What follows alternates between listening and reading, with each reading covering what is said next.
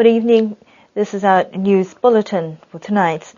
Government's two banking institutions have merged and are now reporting to one common board as of the 1st of May.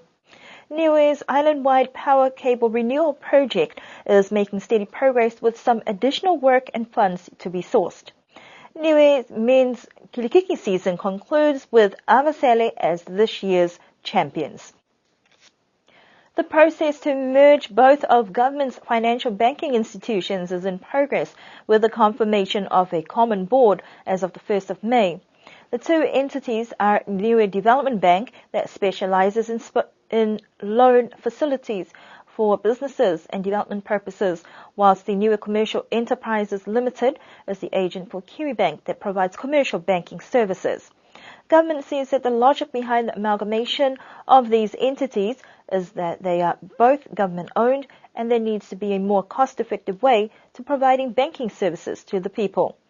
Angela Tuhipa has been contracted as the project manager for this transition and has been working closely with Vaini Pasisi and Natalie Hurley over the past 2 months.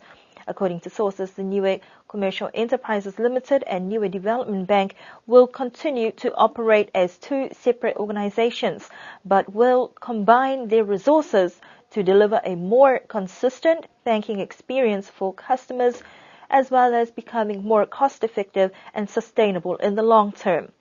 The changes mean that the two organizations will have one board of directors, and the day-to-day management of both entities will be undertaken by a common general manager.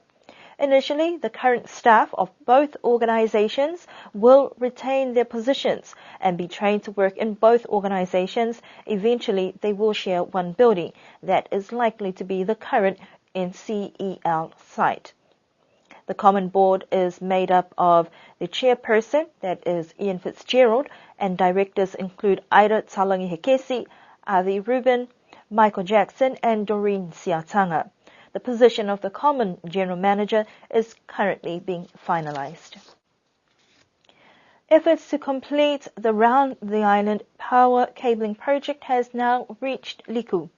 It has been some 50 years since the island's power cables were renewed, and the EDF-10 project that is funded by the European Union for the supply of high-voltage electrical cable is making steady progress.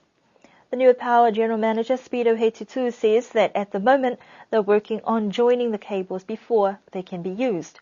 This component of the project will require staff to work on the cable straight joiners and also transformer joiners. The first phase of the project is now complete, but project coordinators alluded to the fact that they are seeking additional funding to finish off the remaining part. Speedo says some of these were not in the initial budget, but have been included for future developments and resilient power supply in relation to the climate issues. Work yet to be done includes laying down of about 9 kilometers of cable in Alofi, from Kaimisi to Telecom, Kaimisi to the Public Works Department to Tapeo, and the Public Works Department to Tafalalo.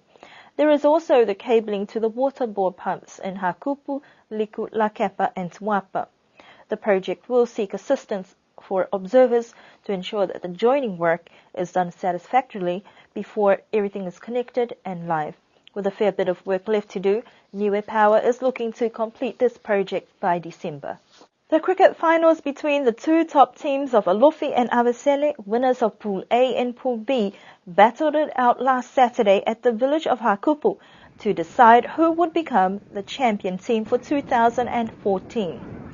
Interesting to note, these two teams faced off last year for 3rd and 4th placing, returning stronger this year to end up on the top of their pools to play for 1st and 2nd. Not many people turned out to watch the finals as expected. It wasn't the best game to watch in terms of excitement and big hitters because both teams were trying to outwit one another. Alofi won the toss and chose to bat first. In the end, with all out, they managed to score a combined total of 189 runs with some time left on the clock. Both teams took a brief break before returning after lunchtime. Alofi took to the field while it was Avasele's turn to bat. As the heat turned it up a notch, both teams had a few tricks up their sleeves with delaying strategies and tactics. The fielding both ways was not the greatest, but it was the bowling and the batting that made all the difference.